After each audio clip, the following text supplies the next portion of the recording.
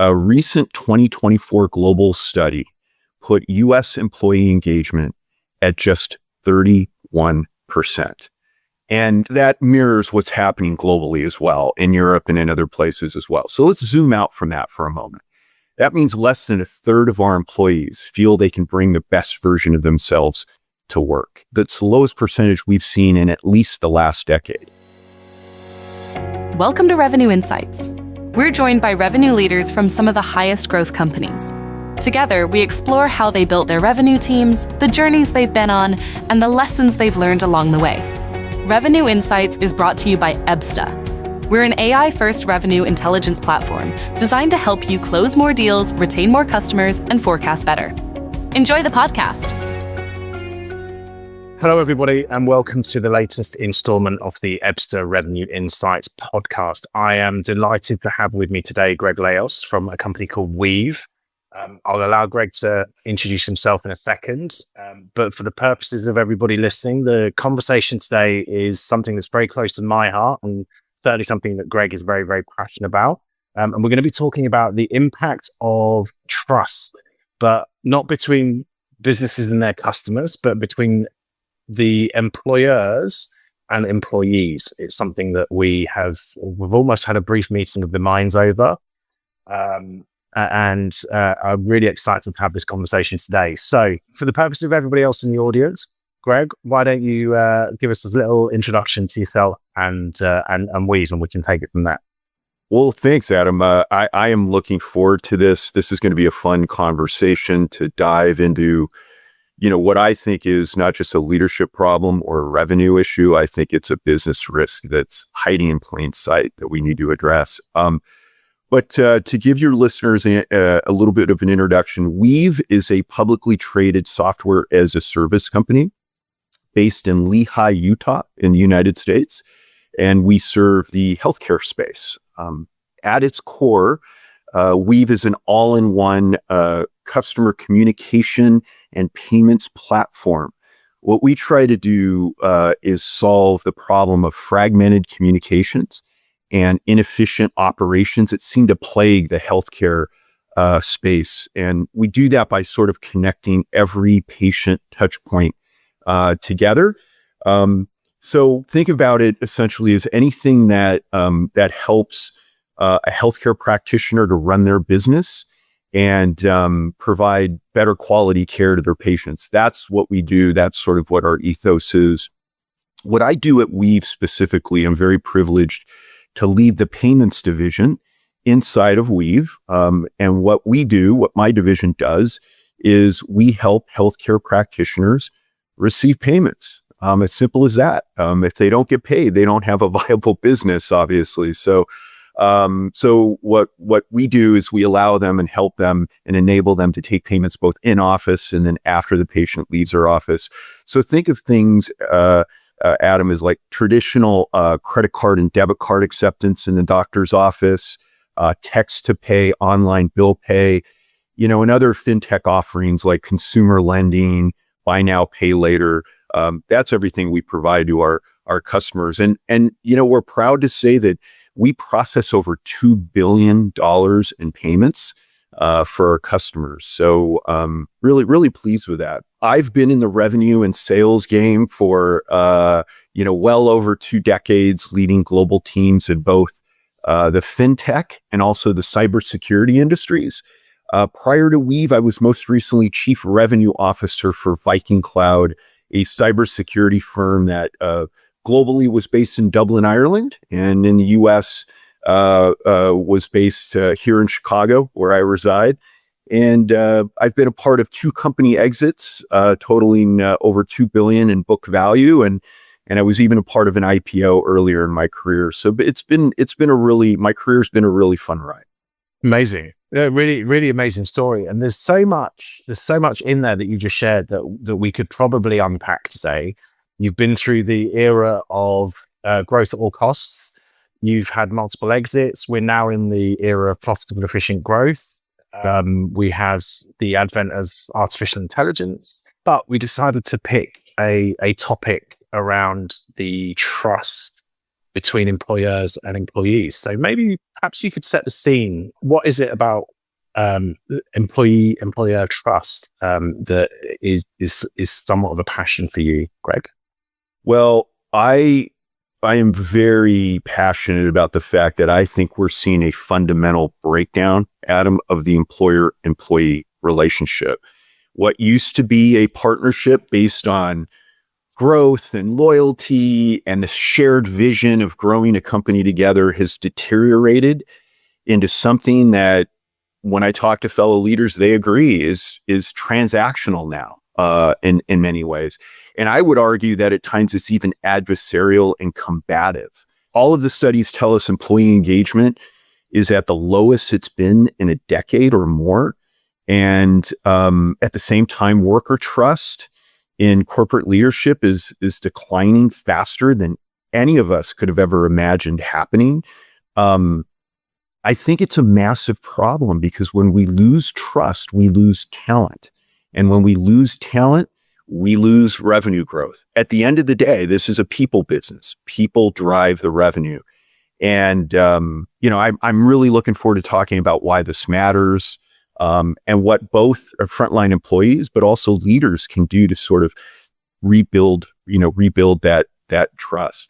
But I'm happy. I know I'm pontificate a bit on this because I'm so passionate about it. I'm happy, data drives everything that we do in business, right? I'm happy to give you and your listeners some data and analysis and studies and outcomes that show us this truly is. It's not just Greg with his philosophy. It's a real problem that we need to address. So I'm happy to share some of that with you. Yeah, I'd love to hear more. I think from my context, Greg, our listeners will be very familiar with the Ebsta benchmark report.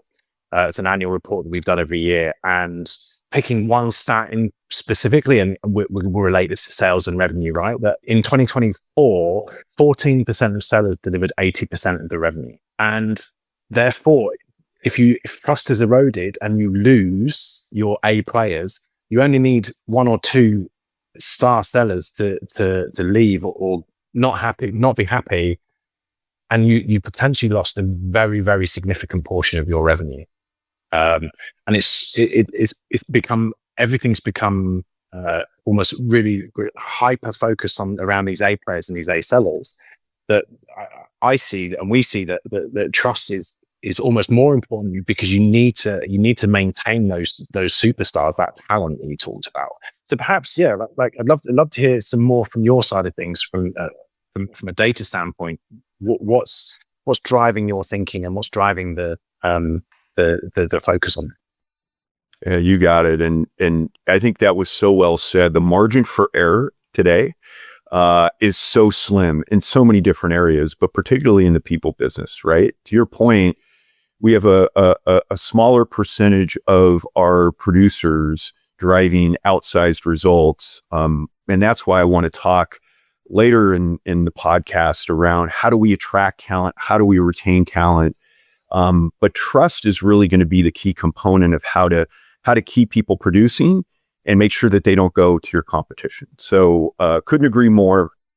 Yeah, let me run the listeners through some data points. So it isn't just Greg getting on his soapbox, but this is real stuff that is having a big impact in terms of what we're doing every single day. A recent 2024 global study put U.S. employee engagement at just 31%. And that mirrors what's happening globally as well, in Europe and in other places as well. So let's zoom out from that for a moment. That means less than a third of our employees feel they can bring the best version of themselves to work. That's the lowest percentage we've seen in at least the last decade. That's a real problem. And here's one that really got my attention and really blew my mind, and I suspect it'll blow your listeners' minds as well. There's a wonderful study called the Edelman Trust Barometer that is put out by the communications firm Edelman. And they measure trust in major institutions, okay? Their 2024 report showed a 21% increase in worker distrust toward corporate leaders, a 21% increase. Here's what's particularly interesting. that increase outpaced the rise in distrust toward government and the media. So let's zoom out, fellow leaders. Our employees are distrusting us at a higher rate than Congress. That is a real problem. What are we doing, right? What is the cause of that, Greg? What's your take on it? I think it's fundamentally comes down to the lack of leadership in the workplace today with respect to trust and lack of understanding of what our employees really want. And I'd love to offer some suggestions later in the podcast in terms of what we can do better. But I think, part of what we're seeing here are layoffs to juice earnings. That's a problem. That erodes trust. I think there's a number of things I think that we as leaders can do to make that better. But before we move off this, I also want to mention one other thing. The Gallup organization tells us that organizations that have highly engaged employees consistently outperform their peer group in earnings per share. So there's a real ROI to this whole trust thing. My personal experience of it is huge. I've spent my life working in SaaS businesses, typically smaller SaaS businesses, right? And we see tremendous growth when you get a small nucleus of people that are bought into a vision and that are working towards a common goal. And as those businesses scale and they get more and more diverse and events and exits and they tend to be owned by more numbers focused, potentially private equity, potentially VC, I've seen it kill culture overnight. And it's actually been hugely detrimental to the business. I've been part of that journey myself. So completely on board with what you're saying. But how do you think about that as a leader in managing your team at Weave? And what are some of the things that you do to build trust with your employees? Yeah. And I think, to answer your previous question, I think the answer really is stronger trust-driven leadership, right? I mean, there's no question. I think that's what it is. I'm happy to share some of the things that I think we as leaders can do to strengthen that trust-driven relationship between ourselves and our teams. I employ a lot of those things to answer your question at Weave, or at least I try to. I am certainly not a perfect leader, but I am mindful of many of the things that I'm talking about with you. So I'm happy to give you a handful of suggestions that I have for leaders and those that I try to employ myself. I think, and I mentioned it a moment ago, the number one thing that I would implore all leaders and organizations to stop doing is stop using layoffs to juice earnings. We are seeing a rise of that. And I understand the market rewards that. You operate in a leaner way, you're able to throw off more profits. But the employees who survive those sorts of cuts see it and remember it. And your reputation will matter in the workplace or in the marketplace tremendously as you try to attract talent. So I think it's very important that, look, layoffs have to happen from time to time. You retrench as an organization, but you need to really be cautious about the overuse of large-scale employee separations. Here's another one that I suggest that leaders employ, and I try to do that at Weave, and I think Weave does a good job with this. Build a real culture, not a gimmick. Not a gimmick or a slogan. Free lunch and foosball tables in the break room don't solve the problem of toxic leadership in a toxic environment, right? Employees appreciate perks, but ultimately, Adam, what they want is respect. And what I try to do every day at Weave with my team is show up in a very authentic way and try to deliver them the level of respect that they deserve. And quite frankly, they demand these days. I hope that I do that well. It's never a perfect process, but I try to get better at it. Certainly every day. Understand what your employees want. I don't know if you notice, I like to talk, Adam. I'm the perfect podcast host. You just ask a question and I'll go for 5 minutes, right? And I think a lot of leaders like me are the same way. We're dynamic. We love to talk. We want to inspire. But you know what we sometimes don't do really well? We need to talk. Then we need to be quiet. We need to ask a question, talk, that we need to be quiet and we need to actually listen. We need to listen and understand what employees really want. And what employees wanted 10 or 15 years ago is different than what they want now. The Gen Z and millennial generation are standing up in organizations and demanding something that's a bit different. They want flexibility in the workplace. They want a voice. They want to make sure that they have a clear career path forward. And they want to make sure that they're doing meaningful work and that they ultimately, bottom line, can trust their leader to create an environment with them that will allow them to be set up to win. One thing I don't mention is compensation, because a lot of leaders, well, I pay my employees really well, or even pay them. That's important because we're all capitalists. We want to make money, but compensation by itself is not enough to make up for distrust or to make up for other things that employees want. I completely align to all of those. I think, certainly from my perspective, showing up with empathy, showing up with the ability to listen and try and put yourself in the shoes of the other person is a skill that not everybody has, but is an important one to at least learn, or if not master. But at the same time, you need to create a culture of transparency. And as a leader, I feel like we need to own our mistakes publicly and let people know that it's okay to make mistakes, provided that we learn from them and we actively try and avoid those together and collectively, driving that kind of common goal forward. I've seen too many times kind of, people being, not praised for the good things and then been torn apart for the bad things, and publicly as well. And I think that's not okay, particularly for the younger generation, right? Like we need to praise the good things often, regularly, and we need to course correct in private. I think everybody has to kind of take some ownership for their own mistakes and their own journey and show that it's okay to fail, because we're in a sport that means that we're going to fail regularly. We're going to fail more than we win, right? If your win rate's anything like mine, we're winning 1 in 4, 1 in 5 deals. And so failure is inevitable. And we need to kind of celebrate that and learn from it and have that open, honest dialogue and really trying to kind of encourage my teams to come to me and tell me what they think went wrong and how they're going to solve. And I think that also leads in then to accountability and ownership of their own book of business, which I found to be really kind of powerful in that. But I'd love to hear your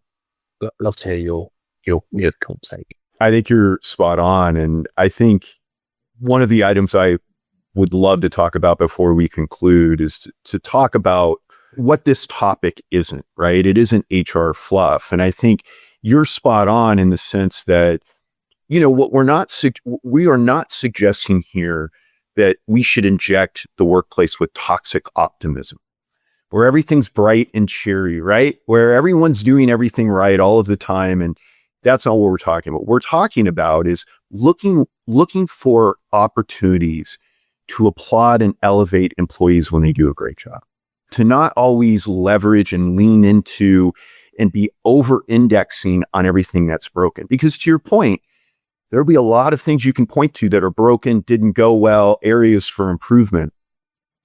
Leaders earn the right to be able to offer constructive critiques of their teams when they've shown up in a way that is an ally for their teams versus an adversary.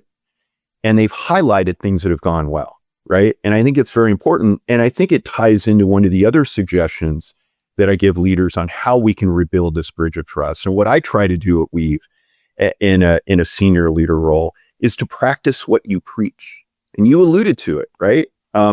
If you want your employees to have this heightened sense of accountability for what they do and to be elite, right, at trying to get better, then you need to stand up and be front of that line, right? I sometimes talk to leaders and they say, I want my employees back in the office 5 days a week. that's probably another podcast episode. I'd love to talk about that because I always say, well, why? But why do I bring that up? Because what I often see is this desire to bring in employees back in the office 5 days a week, which can have some merit. I'm not necessarily criticizing that. But what I see are leaders that are still working from home 3 days a week, right? If you demand learning and feedback from your employees, then you have to welcome dissent and different viewpoints, right? You have to live your culture and not just talk about it. And that's what I try to do at Weave. I try to be mindful of the fact that the culture that we're building on my team can't just be a catchy slogan on a poster. It has to be a lived experience for everyone involved, for sure. We all know time kills deals, but do you know the impact of slippage on your win rates? In the latest Ebsta benchmarks report, we see 36% of opportunities slipped by more than a month past their anticipated close date. These inconsistencies make it almost impossible for leaders to forecast accurately. Ebsta is the only provider that blends data, insights, technology, and service to guarantee leaders an accurate forecast within 6 months.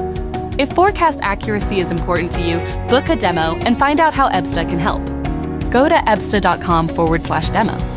Absolutely love that. I guess one thing that's on my mind, Greg, we live in an environment where we want to, we're both firm believers in kind of building that trust. We also live in an environment where there is an inevitable pressure to grow the business. And we talked about that. And we talked about, kind of high growth environment.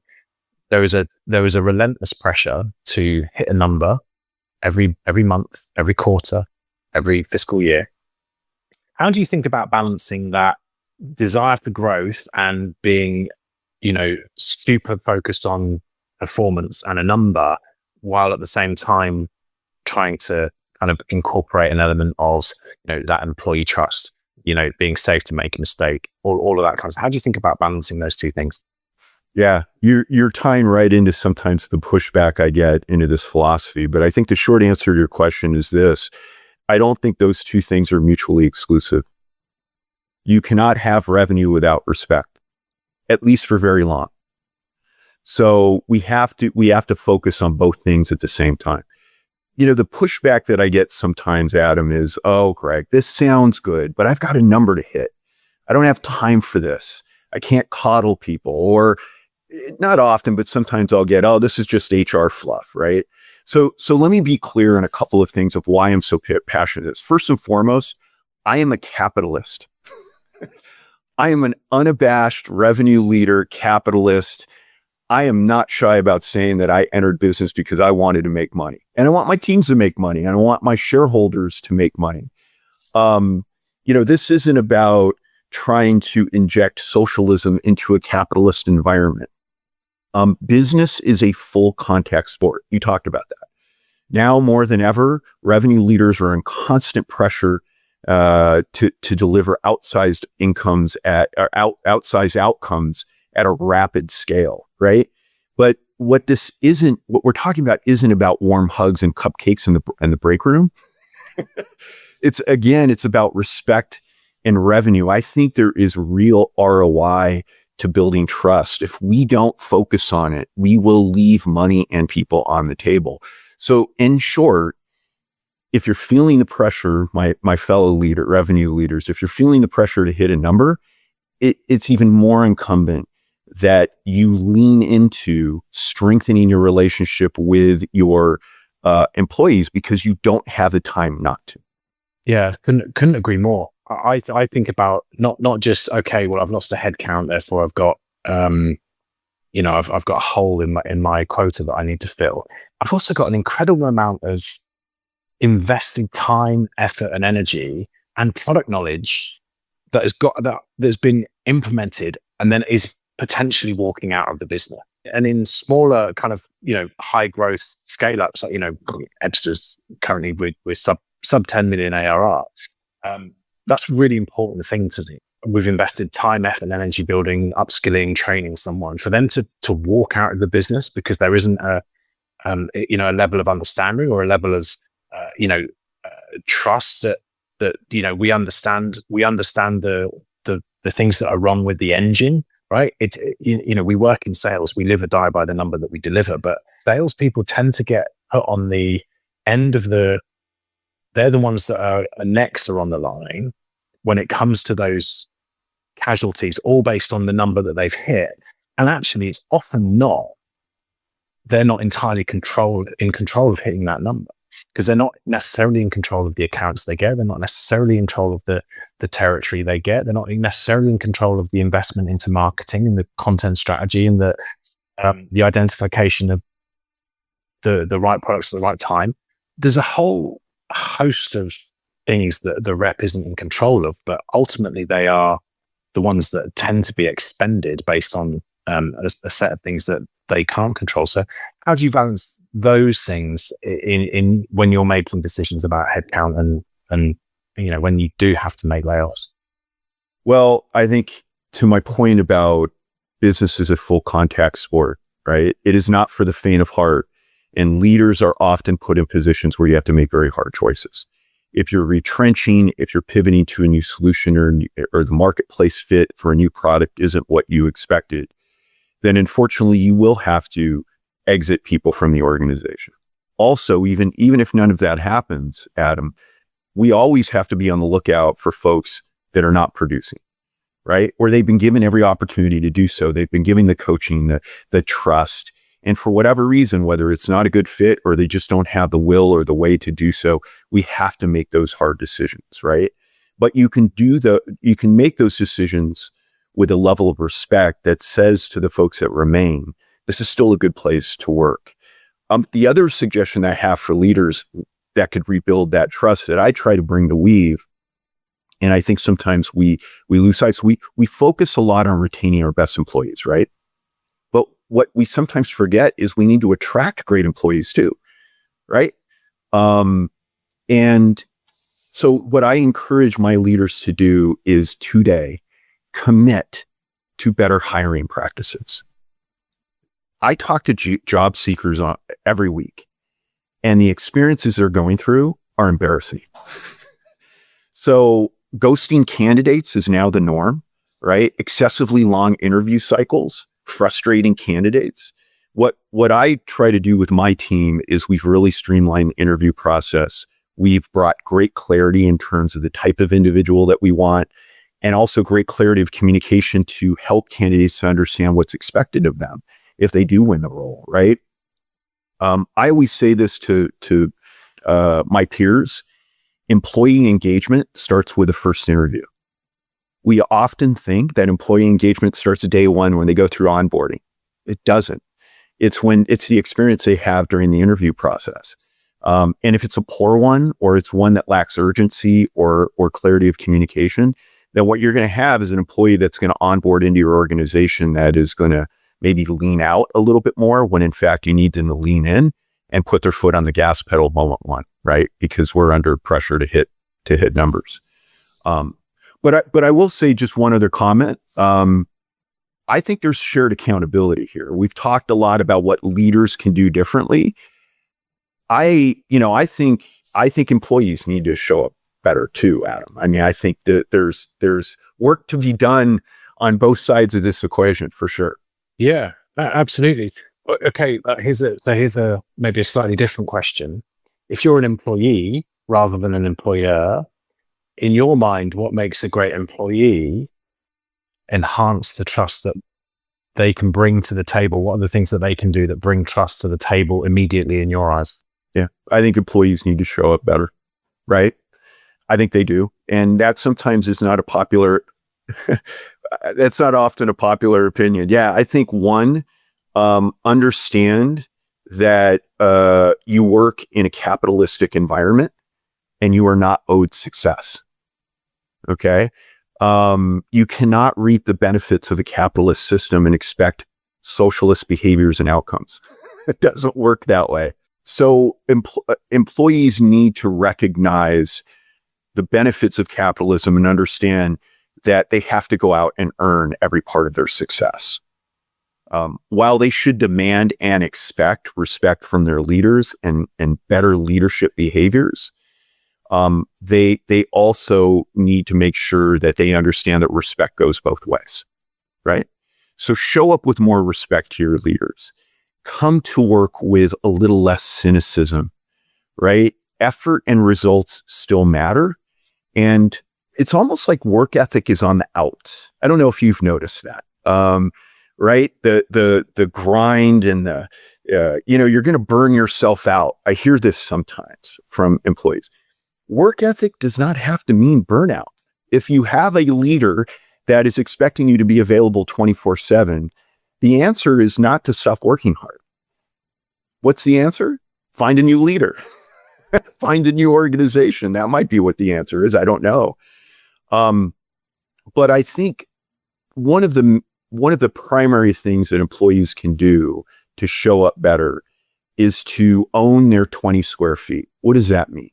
There's this wonderful performance organization called Focus 3 that was led by a wonderful gentleman named Tim Kite, who unfortunately passed away recently. And he talked about employees needing to own their 20 square feet. What does that mean? It means don't wait for permission to lead. You may not lead people. You may have just entered the workplace, workforce, for example, but you are leaders. You can lead yourself by your behaviors. You can lead others. And here's another thing that I think employees who demonstrate leadership can do. And I hope that those listeners to this podcast who fall into this category will do this immediately after listening to this podcast. If you have a good boss, if you have a boss that emulates a lot of the behaviors that you and I are suggesting should be demonstrated in the workplace, they show up well, they listen, they have your back, they hold you accountable, and they give you stretch goals, but they make sure at the same and push you to succeed, but at the same time set you up to succeed as well. Reach out to them, pick up the phone, send them an email, send them a Slack, whatever your preferred form of communication is, and say, boss, I just want to recognize I could have a lot of other bosses, and I really appreciate what you've done for me. Thank you. You may think that's cliche and trite and quaint, but leaders need to be fed too. And to your point earlier, the amount of pressure on revenue leaders today is like nothing it's ever been. So feed your leaders, folks. It's insane. So feed your leaders, help them and help to guide them, to let them know that there is ROI in treating you with respect and pushing you to excellence. Sometimes employees think that leaders they've arrived and they don't need to be motivated or inspired. I can assure you, if you are a CRO, frequently the board is not an inspiration in your life because they want more and more and more, right? So if you're on a leader's team and you are delighted by how they show up for you, let them know that. I think it's incredibly important and underestimated. Appreciation is really important. It is really important. As a leader myself, it does give me fuel when I hear that someone appreciates the way that I handle a situation or the way that I approach, work. It really does. One of the things that we spoke about before we kind of dived into the full recording was Simon Sinek. I'm sure everybody is aware of Simon Sinek. I don't need to go into any more than that. But he did this lecture or TED talk, and he talked about the Navy SEALs and how that they would much rather have an employee or a part of their unit that was maybe not a super stellar performer, but was of high trust, rather than a toxic leader that was absolutely killing it from a performance standpoint, because that they deployed trust. And he talks about how businesses have lots of metrics and lots of measurements to tell you how everyone's performing, but we don't really have a metric, or it's not a measure that sits in the boardroom. It's not a measurement that our investors and our private equity houses and our VCs backers are looking at across the employee breadth. But how do you think about measuring trust, or how do you validate the people in your organization at Weave, and whether they're high trust or not?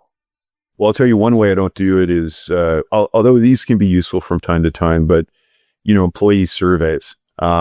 I hear from a lot of leaders, well, we do employee surveys once a year and we get these results and we're high in trust.